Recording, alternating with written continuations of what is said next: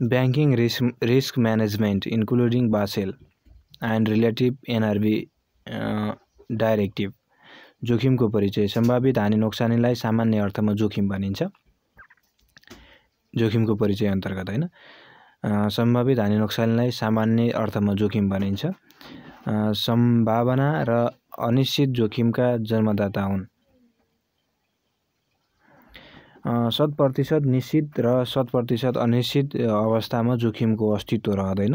यसको अस्तित्व 0 भन्दा माथि र 1 भन्दा तल मात्र रहन्छ। अनिश्चित र जोखिम सबै स्थितिमा खराब हुँदैनन्।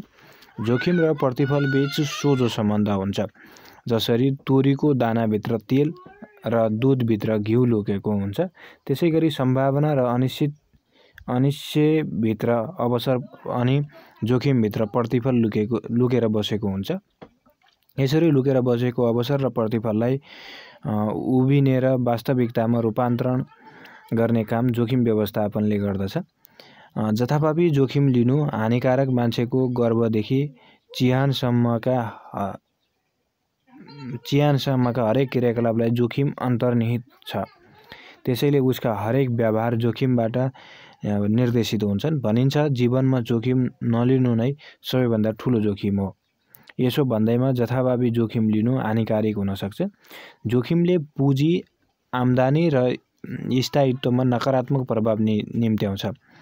आम्दानीमा ह्रास, पुँजीको लक्ष्य क्षय र अन्य व्यावसायिक उद्देश्य हासिल गर्ने क्षमतामा प्रश्न चिन्ह खडा गर्दछ र उपलब्ध अवसरहरूबाट लाभ लिने काममा अवरोध पुर्याउँदछ। त्यसैले जोखिम आकलन, मापन, व्यवस्थापन र नियन्त्रण गर्न सकिने हुनुपर्दछ। जोखिम लिने व्यक्ति जोखिम र प्रतिफलको बारेमा जानकार हुनुपर्दछ। बैंकिङ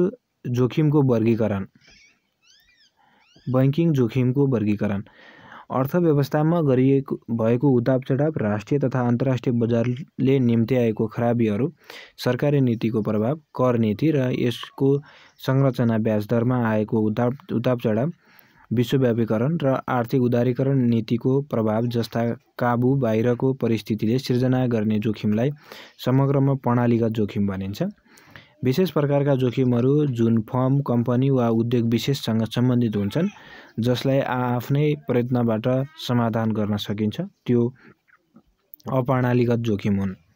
विषयगत आधारमा बैंकिङ क्षेत्रमा जोखिमलाई कर्जा, ब्याजदर, विदेशी विनिमय, तरलता, मूल्य सम्बन्धी, कानुनी, सुरक्षा सम्बन्धी जोखिम आदिमा वर्गीकरण गरिएको पाइन्छ।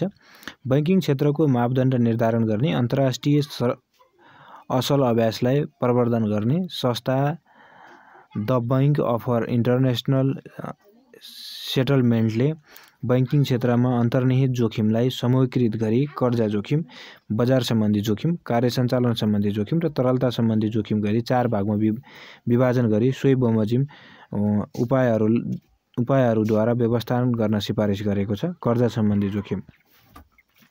बैंकबाट प्रवाह गरिएका कर्जा विभिन्न प्रकारले असुल हुन नसक्ने अवस्था, अर्थात् बैंकका ग्राहकहरूले आफ्नो असक्षमता वा अनिश्चितताका कारण बैंकप्रतिको आफ्नो प्रतिबद्धता पूरा गर्न नसकी बैंकलाई हुन सक्ने हानिलाई कर्जा सम्बन्धी जोखिम भनिन्छ। यो ऋणीहरूको कार्यकुशलतामा भएको कमजोरीबाट सिर्जना हुन्छ।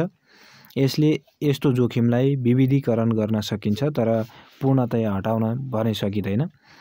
सजिलै हस्तान्तरण गर्न सकिँदैन। सम्भावित नोक्सानीहरूलाई उपयुक्त ढङ्गले अनुमान गर्न सकिँदैन। यो बैंकिङ क्षेत्रको सबैभन्दा पुरानो र व्यापक क्षेत्र ओगट्ने जोखिम हो। यसले बैंकिङ क्षेत्रको कुल जोखिमको 70% भन्दा बढी हिस्सा ओगटेको पाइन्छ। अर्को छ बजार सम्बन्धी जोखिम। बजारमा ब्याज दर, विदेशी मुद्राको विनिमय दर, धितोपत्रहरूको मूल्य, वस्तुको मूल्यमा आएको परिवर्तनले बैंकको आम्दानी तथा पुँजीमा पार्न सक्ने नकारात्मक प्रभावलाई बजार सम्बन्धी जोखिम भनिन्छ। यस अन्तर्गत विदेशी विनिमय सम्बन्धी जोखिम, ब्याज दर सम्बन्धी जोखिम, वस्तुको मूल्य सम्बन्धी जोखिम, धितोपत्रको मूल्य सम्बन्धी जोखिम 4 प्रकारका जोखिमहरू पर्दछन्। यसमध्येबाट सबैभन्दा व्यापक र महत्त्वपूर्ण विदेशी मुद्रा सम्बन्धी जोखिम हो। यो जोखिम विदेशी मुद्रा खरिद बिक्री र विदेशी मुद्रामा आएको कर्जा धितोपत्र, निक्षेप तथा लगानी, डेरिभेटिभ्स आदि कारोबारमा सिर्जना हुन्छ। विदेशी विनिमयको अवस्थालाई अनुगमन गरी मापन र नियन्त्रण गर्न सकिन्छ। त्यसै गरी तेस्रो नम्बरमा छ ब्याजदर सम्बन्धी जोखिम। ब्याजदरमा हुने परिवर्तनको कारण वित्तीय प्रतिफल तथा पुँजीमा पर्न सक्ने नकारात्मक असर ब्याजदर सम्बन्धी जोखिम हो। तत्कालीन असरको रूपमा आम्दानी घटे पनि लामो अवधिमा बैंकको नेटवर्थ, सम्पत्ति, दायित्व र वासलात बाहिरको कारोबारमा सङ्कुचन पैदा हुन्छ। ब्याज र संवेदनशील शीर्षकहरूको मौजदातमा भएको अन्तर नै जोखिमको प्रमुख स्रोत हो। त्यसै गरी चौथो नम्बरमा छ कार्य सञ्चालन सम्बन्धी जोखिम। कर्मचारी, प्रक्रिया तथा प्रणाली र अन्य बाह्य कारणहरूले बैंकको वित्तीय प्रतिफल र पुँजीमा पर्न सक्ने नकारात्मक प्रभावलाई कार्य सञ्चालन सम्बन्धी जोखिम भनिन्छ। यो जोखिमलाई मापन गर्नु कठिन काम हो। कर्मचारीको बदनियतपूर्ण क्रियाकलापहरू, भुल, बैंकको प्रचलित नीति नियम, प्रक्रियाको अवज्ञा, युनियन गतिविधि, कमजोर आन्तरिक नियन्त्रण प्रणाली, डकैती, हार्डवेयर र सफ्टवेयरको असफलता, ह्याकिङ, आतंक, बाढी, भूकम्प, सम्पत्ति शुद्धिकरण आदि जोखिमका स्रोतहरू हुन्। बैंकमा सञ्चालन जोखिम र त्यसको व्यवस्थापन। कुनै पनि व्यवसाय गर्दा सो व्यवसायलाई असर पर्ने विभिन्न प्रकारका जोखिम रहेका हुन्छन्। सामान्यतया जोखिम भन्नाले अपेक्षित परिणाम वा वास्तविक परिणामको फरक भन्ने बुझिन्छ।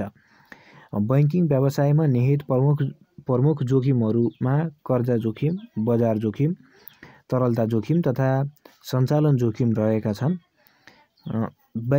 बासेल समितिको परिभाषा अनुसार सञ्चालन जोखिम आन्तरिक प्रणाली र विधि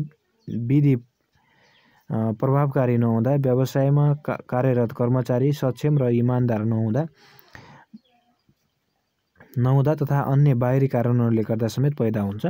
सञ्चालन जोखिमका सन्दर्भमा भिन्न बैंकहरूलाई प्रभाव पार्ने भिन्न तत्त्वहरू रहन सक्ने भएकोले माथिको परिभाषाका न्यूनतम कुराहरू यथावत रहने गरी बैंकिङ सञ्चालन जोखिमलाई आफ्नो किसिमको परिभाषित गर्ने समेत बासेल समितिले बैंक तथा वित्तीय संस्थाहरूलाई प्रदान गरेको छ। सञ्चालन जोखिम व्यवस्थापन एउटा निरन्तर र चक्रीय प्रणाली हो, जस अन्तर्गत जोखिमको आकलन गर्ने, जोखिम सम्बन्धी निर्णय लिने र सोको कार्यान्वयन गर्ने कार्य गरिन्छ, जसको परिणामस्वरूप जोखिम स्वीकार गर्ने, जोखिम न्यूनीकरण गर्ने र जोखिम लिँदै नलिने कुराहरू पर्दछन्। अमेरिकी सुरक्षा विभागले सञ्चालन जोखिम व्यवस्थापनका सम्बन्धमा 4वटा सिद्धान्त प्रतिपादन गरेको पाइन्छ, जुन बैंक तथा वित्तीय संस्था सहित अन्य व्यावसायिक संस्थाहरूलाई समेत उपयोगी हुन सक्दछ। तिनी निम्नानुसार रहेका छन्। त्यस्तो जोखिम स्वीकार गर्न जसको लागतभन्दा फाइदा बढी हुन्छ, अनावश्यक जोखिम नलिने, जोखिमको आकलन र व्यवस्थापन योजना बनाएर गर्ने, उचित स्तरको अधिकारीबाट मात्र जोखिम सम्बन्धी निर्णय लिने। सञ्चालन जोखिम व्यवस्थापनका फाइदाहरू: सञ्चालनसँग सम्बन्धित क्षतिमा कम ल्याउने, लेखापरीक्षण र कम्पाइलर्सको लागत कम गर्ने, गैर कानुनी क्रियाकलापमा समयमै पत्ता लगाउने, भविष्यको जोखिमको मात्रा कम गर्ने। हालका दिनहरूमा सञ्चालन जोखिम व्यवस्थापनको लागि ठुल्ठुला कम्पनीहरूमा एउटा प्रमुख सञ्चालन जोखिम अधिकारीको आवश्यकता महसुस भइरहेको देखिन्छ भने बासेल एडभान्स मेजरमेन्ट एप्रोच लागू भएका बैंक तथा वित्तीय संस्थाहरूमा अनिवार्य समेत गरिएका छन्। आगामी केही वर्षभित्रमा नेपालको बैंक तथा वित्तीय संस्थाहरूमा पनि यस प्रकारका अधिकारीहरू देख्न पाइने सम्भावना रहेको छ। तरलता सम्बन्धी जोखिम: आफ्नो सम्पत्तिमा उपयुक्त समय र उपयुक्त मूल्यमा नगद तथा नगदजन्य सम्पत्तिमा परिवर्तन गर्न नसक्ने सम्भावनालाई तरलता सम्बन्धी जोखिम भनिन्छ। बैंकिङ व्यवसायको सन्दर्भमा यो प्रमुख जोखिम हो। कर्जा कारोबारमा भएको अनपेक्षित वृद्धि, ठुला निक्षेपकर्ता प्रतिको निर्भरता, दायित्व पुरा गर्न छुट्याइएको रकम, अपर्याप्तता हुनु, त्रुटिपूर्ण सूचना प्रवाह, नाफामा कमी आउनु, वासलात बाहिरको कारोबारमा अपेक्षित वृद्धि, आम सञ्चारको माध्यमबाट नकारात्मक प्रचारवादी आदि जोखिमका स्रोतहरू हुन्। जोखिमको जगमा बैंकिङ व्यवसाय। बैंकिङ व्यवसाय विशिष्ट प्रकृतिको व्यवसाय हो। यो जोखिमकै जगमा खडा भएको हुन्छ। बैंकले कर्जा प्रवाह गर्नको लागि निक्षेप स्वीकार गर्दछ। वित्तीय मध्यस्थताको यस कार्यबाटै जोखिमको जन्म हुन्छ। विभिन्न प्रकारका व्यवसायको विस्तार, वित्तीय संस्था तथा क्रियाकलापहरूको विश्वव्यापीकरण तथा उदारीकरण र तीव्र गतिमा भएको प्रविधिको विकास, नवीनतम वित्तीय उपकरणहरूको प्रयोग आदिले बैंक तथा वित्तीय संस्थाहरू बीच प्रतिस्पर्धाको स्तर उच्च बनाउनुका साथै जोखिमयुक्त पनि बनाएको छ। यसरी सिर्जित जोखिमलाई व्यवस्थित गर्न प्रभावकारी जोखिम व्यवस्थापनको खाँचो विश्वव्यापी रूपमै महसुस गरिएको छ। बैंकिङ जोखिम व्यवस्थापनको बहस। बेला बखत विश्व अर्थव्यवस्थामा आएका मन्दी, पूर्वी एसियामा देखिएको आर्थिक सङ्कट, संयुक्त राज्य अमेरिकाबाट सुरु भई विश्वव्यापी बन्न पुगेको वित्तीय सङ्कट आदिले सबैभन्दा पहिले बैंकिङ व्यवसायलाई असर गर्यो। कैयौँ बैंकहरू बन्द भए भने कैयौँ रोगग्रस्त बन्न पुगे। अर्थतन्त्रको अन्य क्षेत्रमा आएको मन्दीको असर बैंकहरूलाई टटकारो रूपमा देखियो। यसै पृष्ठभूमिमा बैंकहरूमा भएका जोखिम र तिनको व्यवस्थापन गर्ने विषयमा बहसहरू हुन थाले। फलस्वरूप जोखिम व्यवस्थापन अहिले डिसिप्लिनकै रूपमा लिए विश्वव्यापी बनेको छ। समग्र बैंकिङ व्यवसायको प्रमुख काम नै जोखिम व्यवस्थापन हो। बैंकहरू जोखिमबाट भाग्दैनन्, जोखिमभित्र अवसरको खोजी गर्दछन्। राम्रोसँग व्यवस्थापन गरिएको निश्चित सीमासम्मको जोखिमले उच्चतम प्रतिफल दिन्छ। जोखिम व्यवस्थापनले बैंकको स्थायित्व र नाफाको सुनिश्चितता दिन्छ। उपलब्ध वित्तीय स्रोत साधनको संरक्षण र उपयुक्त परिचालन हुनुको साथै बैंकको पुँजीको समेत रक्षा हुन्छ। बैंकमा प्रभावकारी जोखिम व्यवस्थापनका लागि सबैभन्दा पहिले नीति तथा रणनीति निर्मित नीति सञ्चार एवं कार्यान्वयनको लागि संरचनाको व्यवस्था र संरचना मार्फत प्रक्रिया निर्धारण एवं कार्यान्वयन गर्नुपर्ने हुन्छ। व्यवस्थापनका विभिन्न तहले गर्ने जोखिम व्यवस्थापन सम्बन्धी कार्य पनि भिन्न भिन्न हुन्छन्।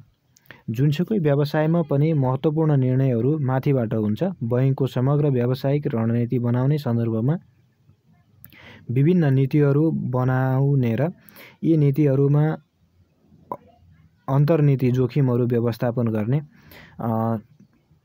महत्त्वपूर्ण कामको जिम्मेवारी सञ्चालक समितिमा रहेको हुन्छ। उच्च व्यवस्थापन र सञ्चालक समितिको तहबाट उत्पादन हुने जोखिम व्यवस्थापन सम्बन्धी कार्य अन्तर्गत जोखिमको परिभाषा, जोखिम वहन गर्न सक्ने क्षमता निर्धारण र जोखिम व्यवस्थापन सम्बन्धी नीति आवश्यक पर्दछ।